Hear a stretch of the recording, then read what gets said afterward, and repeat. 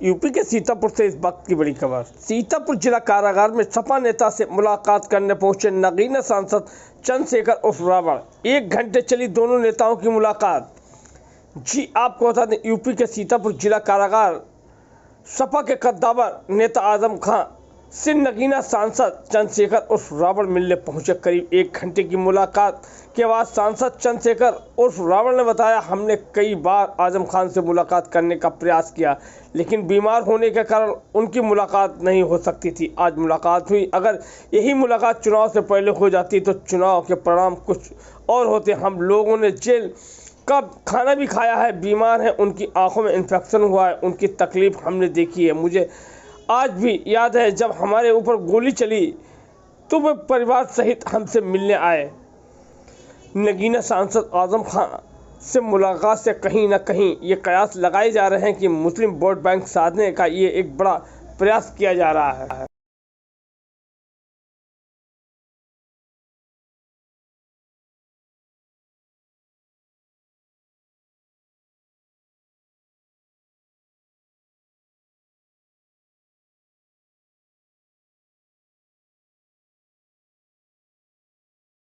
पूरी जैसे सेज सजा आजाद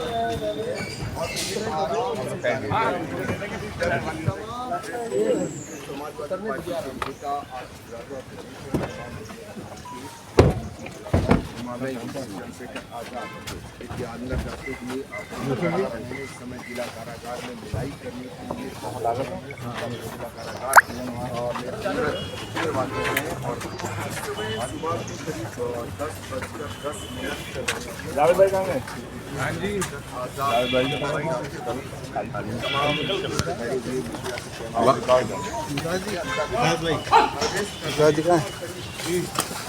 फिलहाल आज आजम खान से मुलाकात के बाद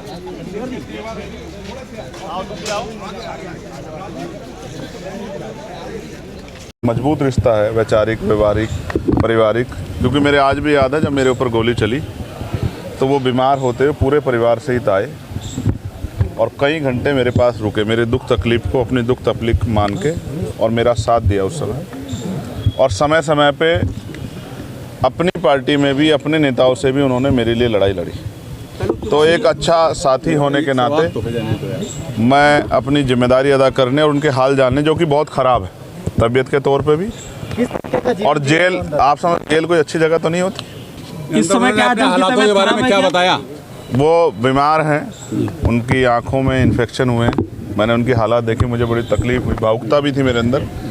मैं सरकार से ये अपील करूंगा कि राजनीति में वैचारिक विरोध हो सकता है, लेकिन जिस तरह से पिछले कुछ लंबे समय से ये देखा गया है कि अपने राजनीतिक विरोधियों को सरकारी मशीनरी का दुरुपयोग करके सत्ता ने हटाने का काम किया, ये अच्छा नहीं। इससे ये पीढ़ी दर पीढ़ी चलता रहेगा, इसका खामियाजा फिर दूसरे लोगों को भुगतना पड़ेगा। अगर आप कुछ अन्याय करोगे तो कल आने वाले समय में ताकत आने पर दूसरा व्यक्ति भी अन्याय करेगा। कल जबकि उन्होंने मुझसे कहा कि हम बदले में नहीं, बदलाव में भरोसा रखते हैं, हम जन सेवा के लिए हैं और हम आने वाले कल में भी जन सेवा करेंगे। उनका आशीर्वाद मुझे हमेशा मिलता रहा। कल हुए उपचुनाव में जो जैसा रहा स्थितियां रही पूरे उत्तर प्रदेश में, उसको लेकर क्या कहेंगे? और पुलिस और सरकार ने कुछ दरोगाओं का सस्पेंशन भी किया है, क्या मानते हैं? ये जो चैनल्स का आप लोगो देख रहे हैं, इनके एक शानदार पत्रकार को जिस तरह पुलिस ने और वहाँ के कुछ स्थानीय अराजक तत्वों ने जिस तरह से घसीटा, अपमानित किया, वहाँ के जिलाधिकारी को हस्तक्षेप करके उनको बचाना पड़ा। जिस तनाव में और जिस तरह की हिंसा में कल का चुनाव हुआ, शायद ही कभी इस तरह का चुनाव पहले हुआ। क्या आप 2017 किसी अधिकारी से बात करो, किसी कर्मचारी से बात करो, किसी मीडिया के बंधु से बात करो, सब लोग कह रहे हैं कि हमने अपने जीवन में इस तरह का हालात कभी नहीं देखे। क्योंकि मुख्यमंत्री जी ने इसको अपनी साख का सवाल बना लिया और उनको ये लगता है अगर वो कहीं उपचुनाव में लूज कर गए तो केंद्र में बैठी सरकार भाजपा की शायद उनको ना छोड़े। इस वजह से उन्होंने एड़ी चोटी का जोर लगाया। अधिकारियों को भी कहा कि मुझे ये सीटें जीतनी है, तो अधिकारियों ने भी पूरी जोर आजमाइश की और जनता ने लूटते हुए लोकतंत्र की लुटती अस्मिता को तो कहते हैं मैंने कार्रवाई भी करी, पुलिस वालों को सस्पेंड किया। अच्छा, वो पुलिस वाले किसका काम कर रहे थे? आप मुझे बताओ, अगर कोई गलत नहीं हो रहा तो सस्पेंड क्यों किए? ये तो वो हैं, मतलब आपकी चोरी पकड़ी गई तो आपने सस्पेंड किया, लेकिन जहाँ चोरी नहीं पकड़ी गई वहाँ तो हुआ। पहले समझो, अब आप समझो ना, अब ये चाइना का बॉर्डर नहीं है कि रिवॉल्वर निकाल के इंस्पेक्टर साहब को जनता को डराना पड़े। सर पहले हरदोई जेल में अब्दुल्ला से मुलाकात, अब आजम खान से मुलाकात, फिर आप उनके घर भी गए। तो मान लिया जाए 2027 में कहीं ना कहीं चंद्रशेखर कोई नई सियासत गढ़ रहे हैं अंदर ही अंदर। आपको ऐसा लग रहा है? मेरा फर्ज है कि अगर कोई परेशान है, तकलीफ में है और मेरा साथ है, तो एक सच्चे साथी का फर्ज ये होता है कि वो दुख के समय उनके साथ खड़ा हो। नहीं, आजम जी बड़े नेता हैं, सुख में तो हर कोई खड़ा होता है। कुछ भविष्य की राजनीति को लेकर जोड़ा जाए तो अच्छा है। अब एक सवाल यहाँ से पीछे से आया था, ये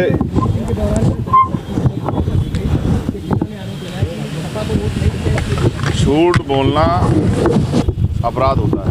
वोटिंग के दौरान हत्या नहीं हुई, पहले तो आप अपने सवाल को सुधारो। मेरी पूरी जानकारी में है, जबकि उत्तर प्रदेश पुलिस मेरे अधीन नहीं है, मेरे नेतृत्व में काम नहीं कर रही। पुलिस का बयान है कि हत्या वोट के मामले में नहीं हुई। तो मीडिया सवाल करने से और गलत बात को बढ़ावा देने से बचना चाहिए। हत्या हुई है, जिसने की है उसको इतनी सख्त सजा मिले कि उसकी कई पीढ़ियाँ याद रखे। इस बात पर कोई, वो किसी पार्टी जुड़ा हो, चाहे समाजवादी पार्टी जुड़ा हो, चाहे किसी और पार्टी जुड़ा हो, सख्त कार्रवाई हो।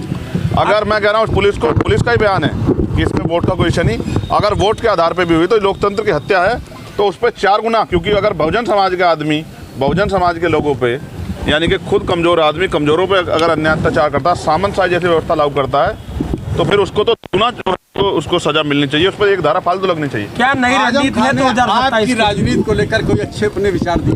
आपकी राजनीति को लेकर ये मेरी उनकी बात है, ये जब वो बाहर होंगे तो वो आपके सामने भी रखेंगे। आपसे कहे हैं तो आप तो कुछ बता सकते हैं। आपको बता दूं, जरूर थोड़े आप मेरी सारी बात को सच मानेंगे। तो 27 में चंद्रशेखर का कुछ वार्ता हुई है, राजनीतिक वार्ताएं कुछ हुई हैं। अब वो राजनीतिक लोग हैं तो 2 राजनीतिक लोग मिलेंगे, राजनीतिक वार्ताएं भी होंगी।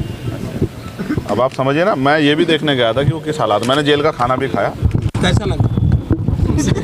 कैसा लगा खाना? आजकल की सरकार पत्रकारों को सच्ची पत्रकारिता करने पे जेल का खाना जल्दी खिला दे रही है। अगर किसी का मन हो जेल का खाना खाने का तो सच्ची पत्रकारिता कर ले तो शायद जल्दी मिल जाए। आज कैसा लगा? नहीं, आज खाना कैसा? मुझे तो आदत है, मैंने 16 महीने जेल काटी अपने लोगों के लिए। मैंने तिहाड़ भी 2 बार काटी है। मुझे इस खाने पर, मैं जहाँ से आया हूँ ज़मीन से, मैं अपनी हैसियत को जानता हूँ। मैं इसी खाने को खा कर, और आज भी मेरे करोड़ों लोग जो हैं वो इसी खाने खा के अपना जीवन पाल रहे हैं। मेरे लिए कोई नया नहीं। सर एक आखिरी सवाल, क्या आज मैं एक चीज़ आज आपके यहाँ से कहना चाहता हूँ। बहुत सुंदर जगह है सीतापुर, रामपुर वाले सीतापुर में जी। और यहाँ हमारे यहाँ एक लंबी लड़ाई जो है राम जी को लेके भी चल रही है, अभी वो अंजाम को पहुँच रही है। तो अब मैं ये कहना चाहता, एक नारा दिया मुख्यमंत्री जी ने जी। अब चुनाव के बाद मुझे समय लगा कि उसका विश्लेषण हो जाए कि बटेंगे कटेंगे।